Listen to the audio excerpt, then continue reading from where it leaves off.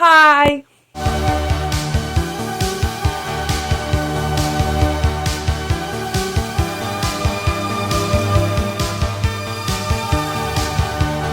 So I have made a couple videos on Umbrella Academy in the past. I'm sure I have made a playlist if you're interested in seeing those that I was making in quarantine around season 2 era.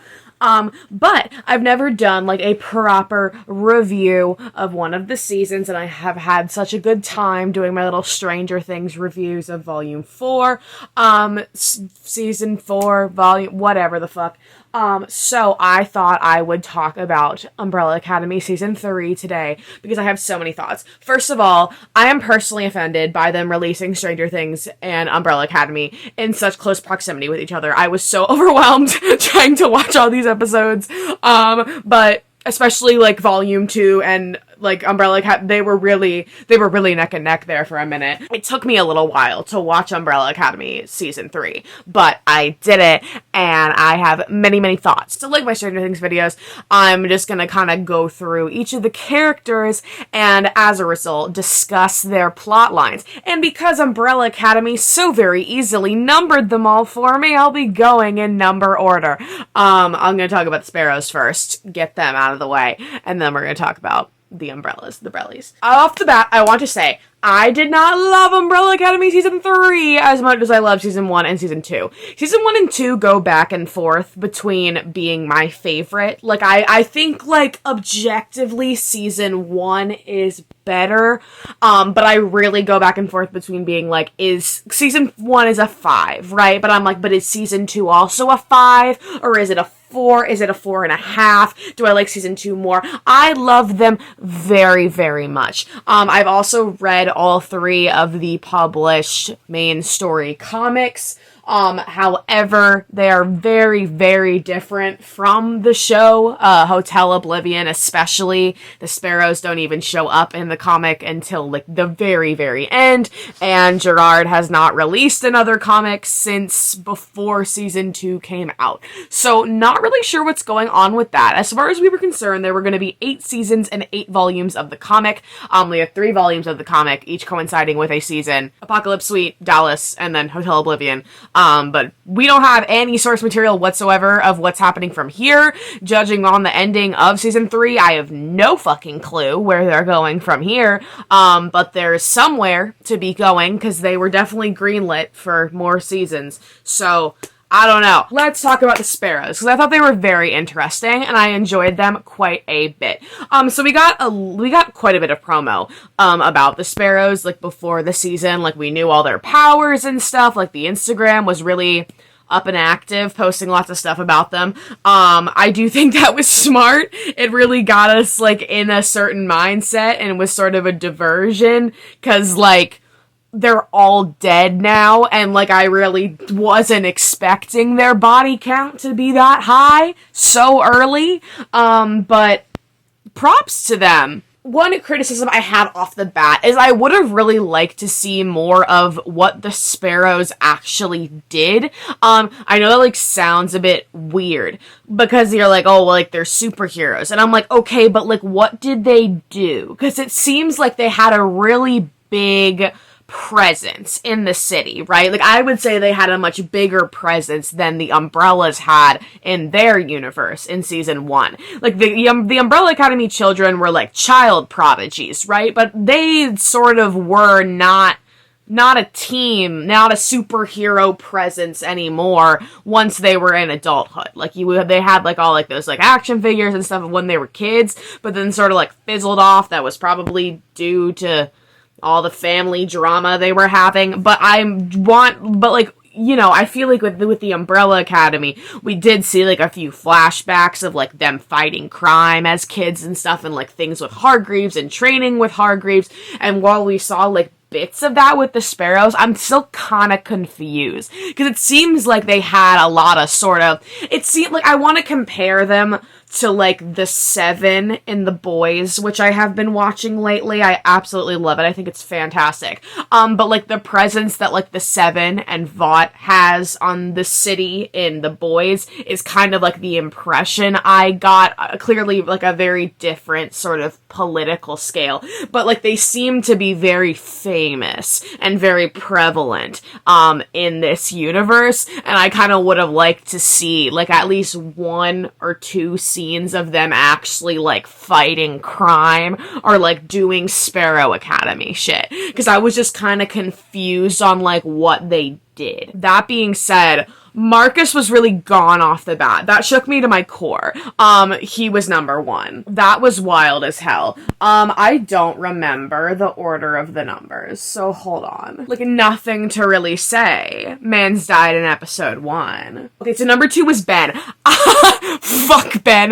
Bro, that was the most annoying motherfucker I have ever encountered in my life. Every second he was on screen, I absolutely detested him. He was so annoying. For no reason. This bitch was really, like, no. Oh my god. Rude as hell. I hated that bitch. Why is he the last one standing? I get that we all have an attachment to our Ben, and I'm sure that's gonna tie in with our Ben and, like, that whole thing Klaus was saying is like, oh, I know he's in there, you could be our Ben again. That's a very interesting thing. But, like, he was such a stubborn little whore. Like, are we really gonna get there? Also, there was another Ben? Did you use, like, the after credit scene? There's 2? Listen, they gotta, I need season 4 right now.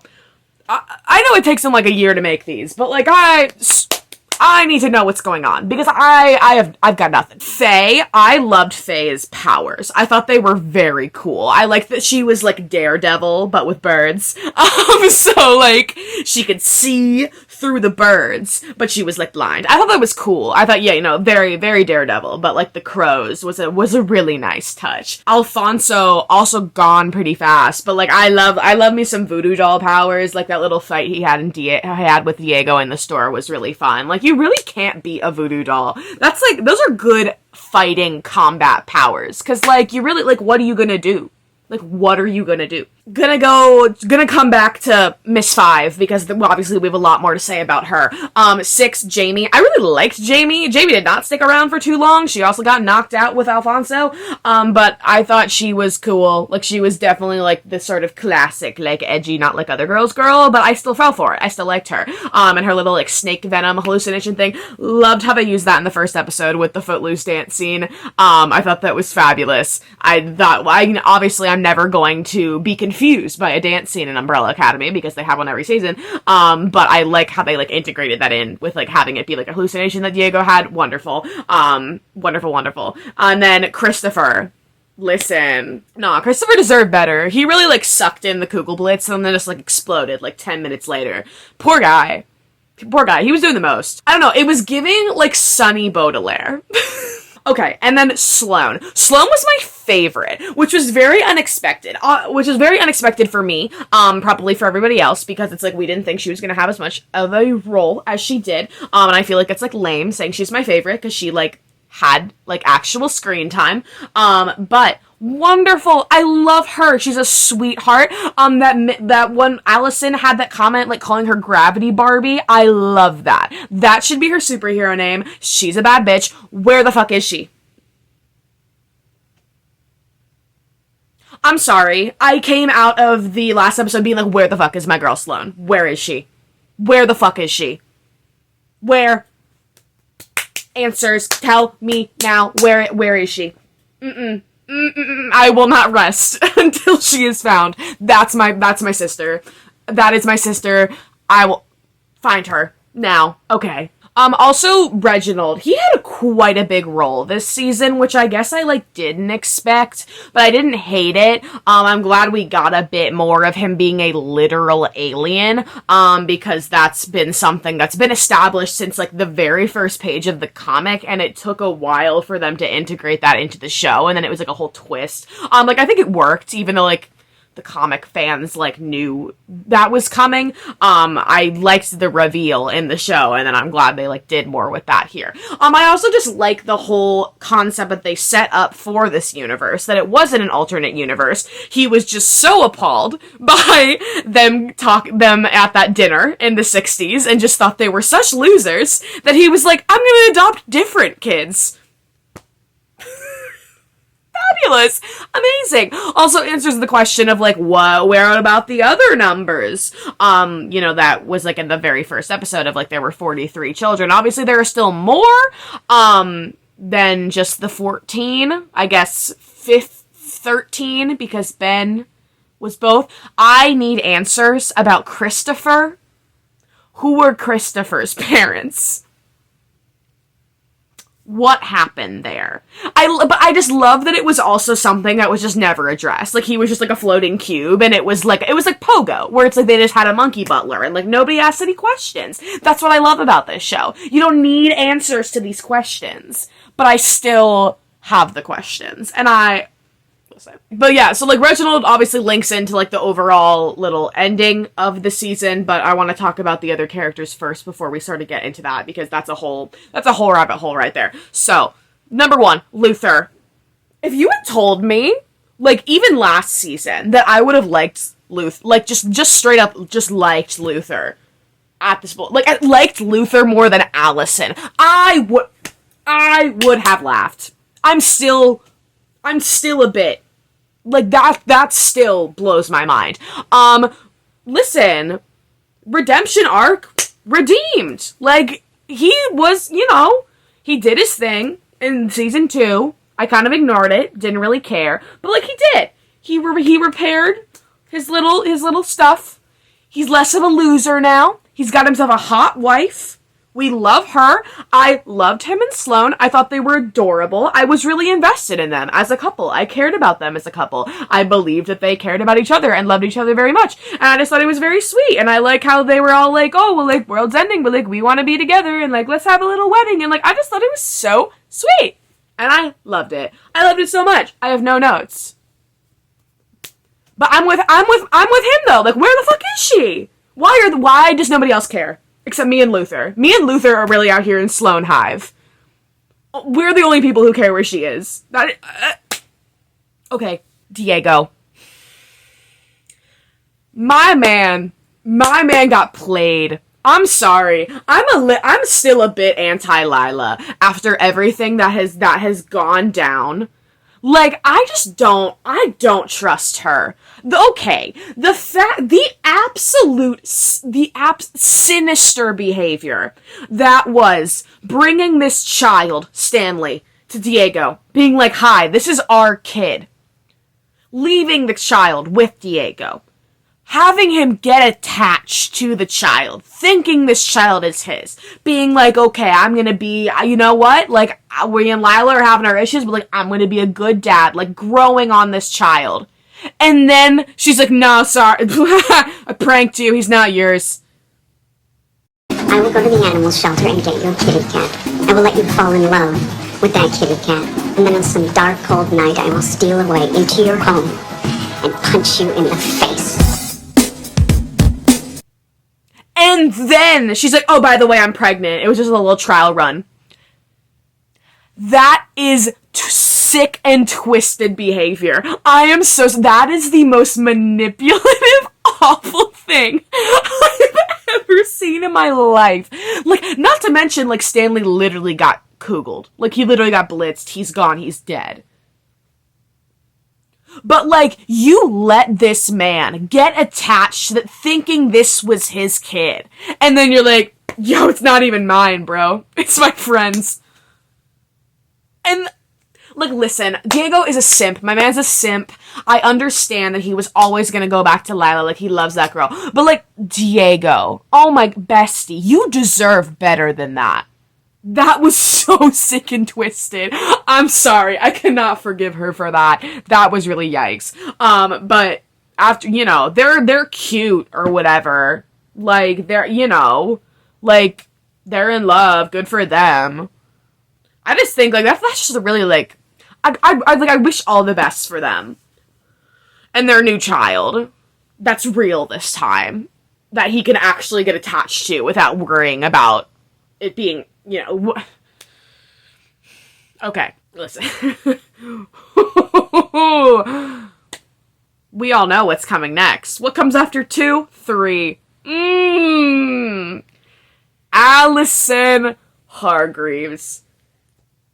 This was hard to watch. The absolute butchery of this character. The fact that they were able to completely destroy everything that this character, like, and not even from like it's not even like a bad writing, like an, oh, they butchered this character. The fact that this character had an arc that was so corrupt and sinister that I truly just personally can never come back from. Like, nothing she ever does is ever gonna be enough to, like, make up for what she did over the course of... That is a villain. That is a villain, okay? That is evil behavior. Let's break it down. So, you know, Miss Girl leaves the 60s, leaves her wonderful husband to go back to the real world, allegedly to, you know, go back to her child. Okay, I beg the question, would she have attempted to go back to Claire had 5 not come with the impending apocalypse? I think there was still like I gotta go back and stop the apocalypse, because that's how they thought. I beg to differ that I think she would have stayed in Dallas in the 60s with her husband. I don't think she would have given Claire another thought. I'm sorry. I know that's probably going to be a controversial take because her entire arc was, you know, Wanda Maximoffing. Not. And y'all know I'm a Wanda apologist. I just think Wanda had reasons. Allison doesn't.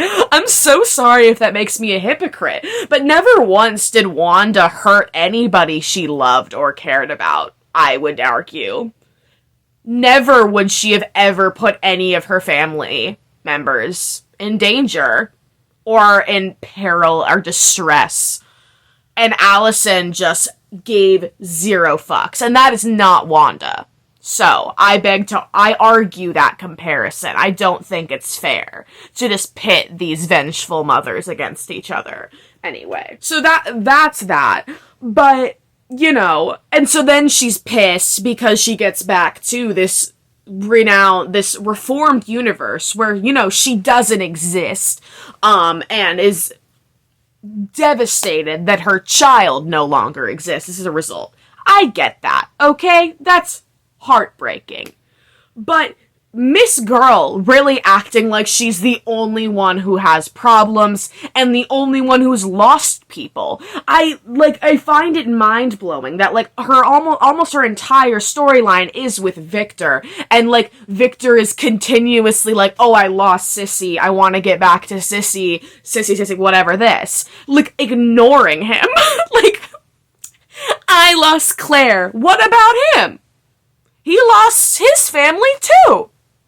You think yours is more important than his, is what I'm getting from that, which off the bat rubs me the wrong way. So she's just brooding, crying, whatever. Then she's pissed at Luther for getting a healthy relationship that's not with his sibling, sexually assaults him by rumoring him. That was awful. That is literal sexual assault in superhero verse. Hi, disgusting, awful. And then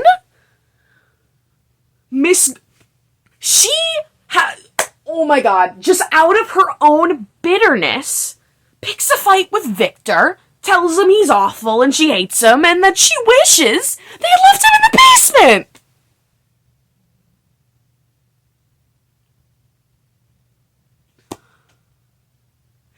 Tell to his face, we should have left you in the basement.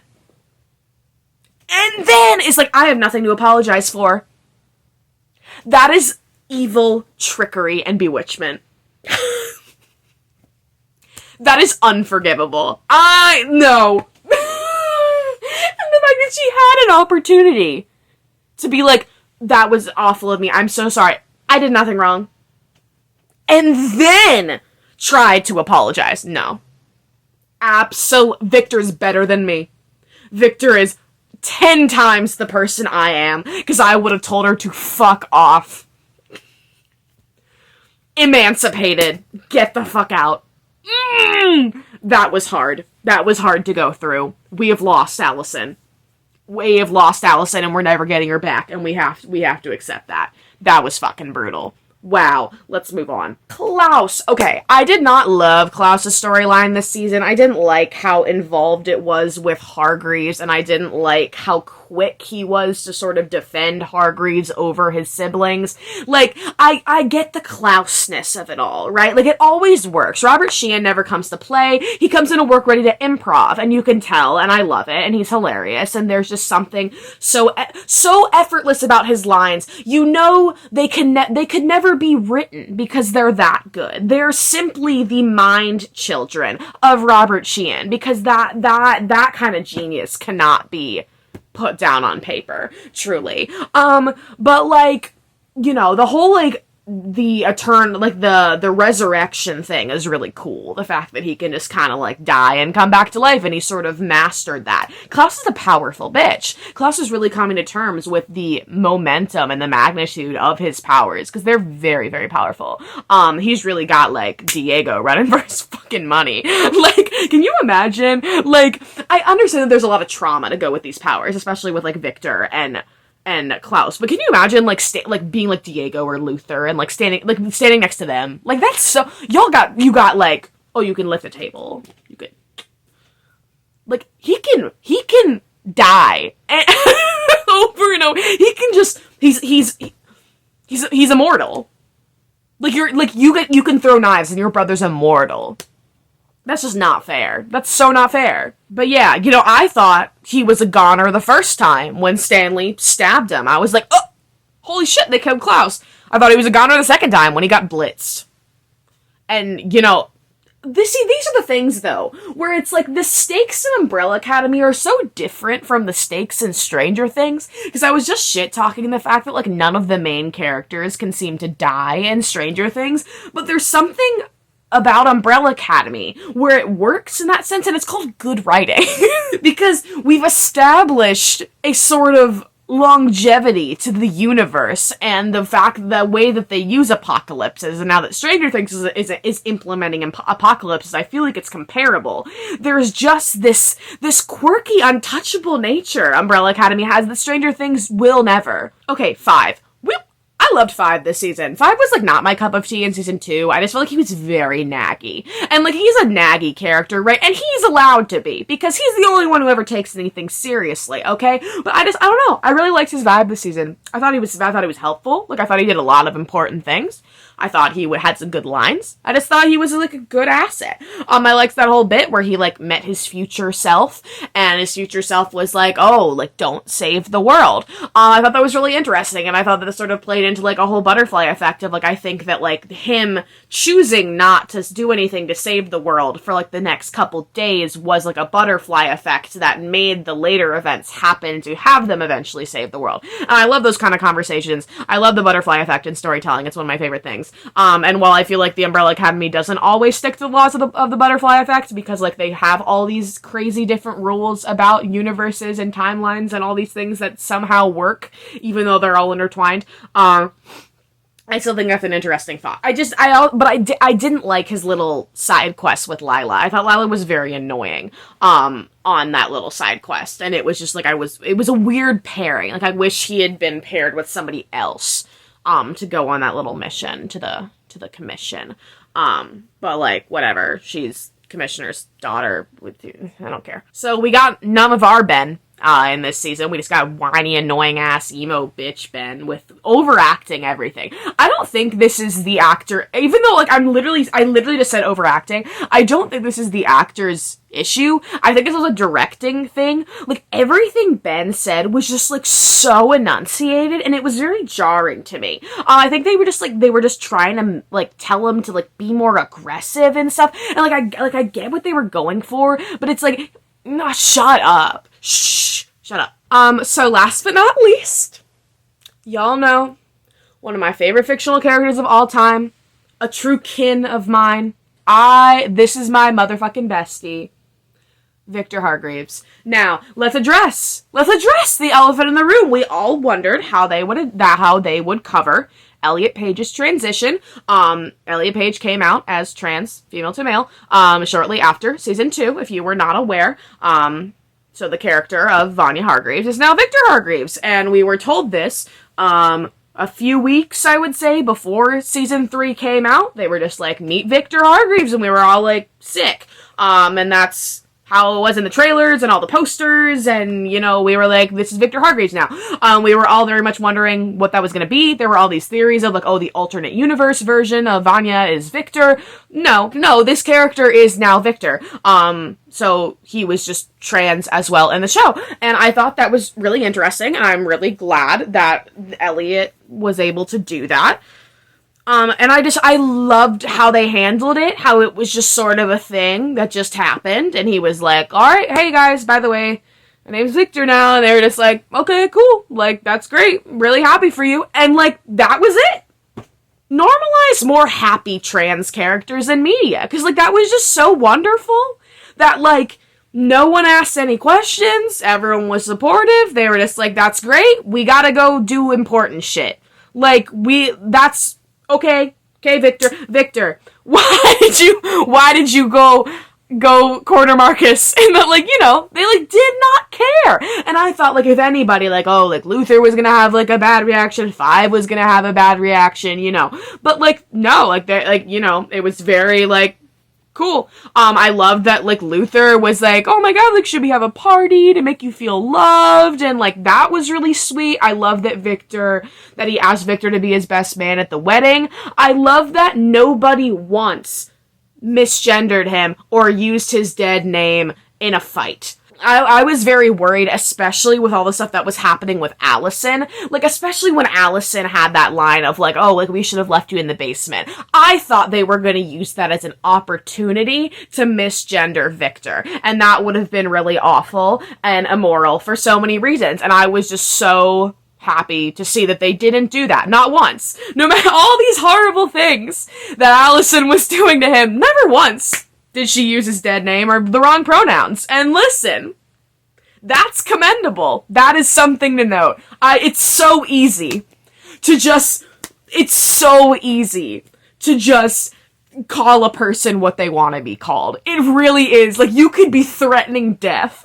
And she was out here threatening death on her brother. And he was still her brother. She said, that's my little brother right there.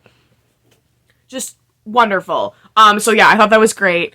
I know, like, a lot of people have been asking me about it, because, like, truly one of my favorite fictional characters of all time. I got a lot of questions about it when Elliot first came out, and they were like, well, what are they going to do with the show? I have never cared.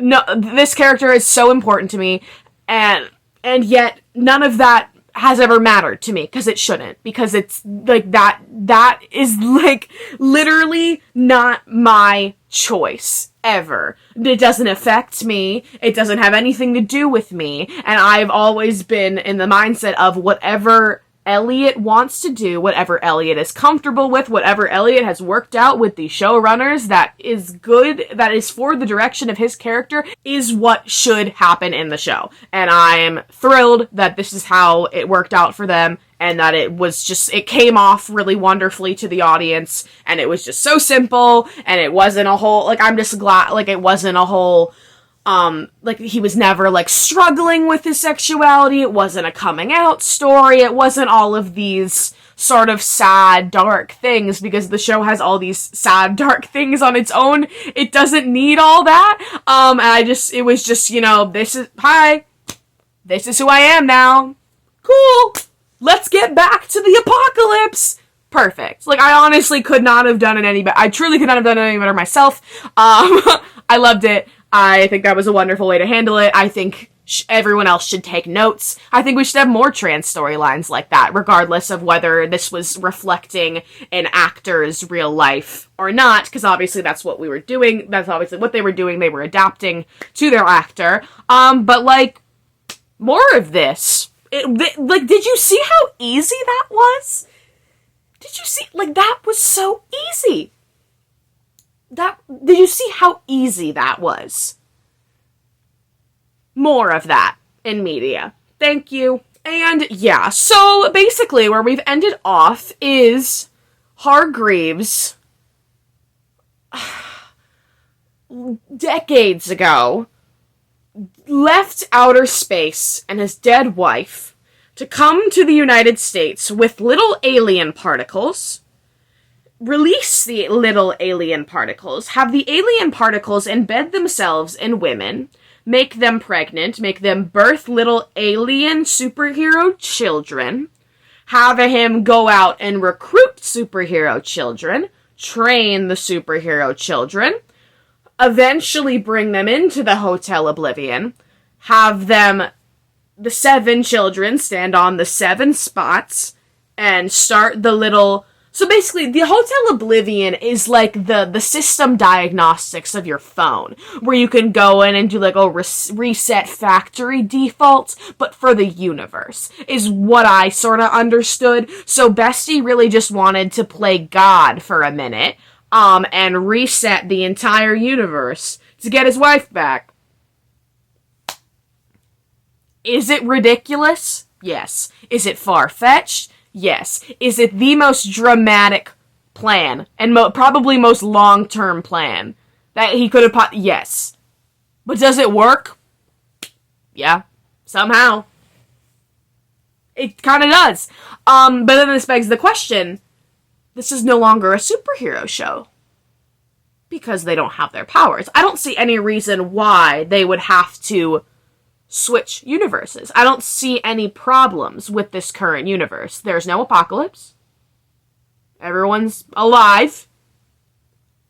Everyone who was alive before, you know, whoever was alive during the reset is alive now. We didn't lose people. Sloane, she better be fine. I'll literally throw hands. Are we no longer a superhero show? That's very interesting. I don't know how they would pull that off. Also, where are we going from here? Because, like, yes, everything was, like, tied up, but it's still so open-ended and obviously set up for more things. Like, with that after-credit scene with other Ben, a different Ben. Now, there are 2 Bens. Are there 2 of everybody? Do they all exist in this universe? Because we are now in an alternate universe. The Sparrow universe was just an altered version of their own universe. This, I'm under the impression that this is he has changed the entire universe, therefore it is alternate. Right? Big stakes here. Big capacity for storytelling. Very curious to see where it goes. Oh, I don't think I mentioned the actual Hotel Oblivion at all. I thought that was a dope concept. That's not how it was in the comics. It was, but I don't remember it all too well. But I liked it, how it was like a Hell Obsidian, and then you went in that little magical suite, and then it was like Coraline, you know, like it was like an alternate universe that was like the you know, no, that exists between space and time. It was very Legion. I liked it a lot. As a fan of Legion, I thought like that was really cool. How it's like the Oblivion that just exists outside of space and time is paradox proof, essentially, etc. I also loved how they did the roaches, because the roaches were, that was a thing in the comics where they'll just, like, be on random covers and shots and things, so I like how they really integrated that. Absolutely horrifying, the little samurai guards just filled with roaches. That was revolting. I wanted to vomit. I am so sorry for the people who have that fear of, like, holes. the Netflix better be paying for your therapy, because that was brutal. But yeah, I don't know, I had a dope time. Like, I understand that, like, I feel like the overall camp and vibe was different from the last 2 seasons, and like I understand why people have problems with how they like did certain characters like Allison and how Klaus was sort of in the side, whatever. That it just really didn't bother me. I still feel like this show overall is just so well crafted. I just like the cinematography, the music, the costuming, the production, and the writing truly just like never has faltered. Like, I feel like it's stayed pretty consistent. I don't feel like I don't feel a big change in between the season's overall quality. And that's really all I can ask for a long-running show like this. So yeah, I had a good time. I'm really excited to see what they do with the next season. Truly head empty. No idea. So, let me know what you thought of Umbrella Academy Season 3 in the comments down below. Give me all your thoughts, all your theories, all your little hot takes. I would love to read them and respond to them. And yeah, links in the comment, like, and subscribe. Press the notification bell because I don't have an uploading schedule. Links in the description for all the important stuff. Go watch my last couple videos. All the fun things. This has been a really great dinner. Thanks for coming over.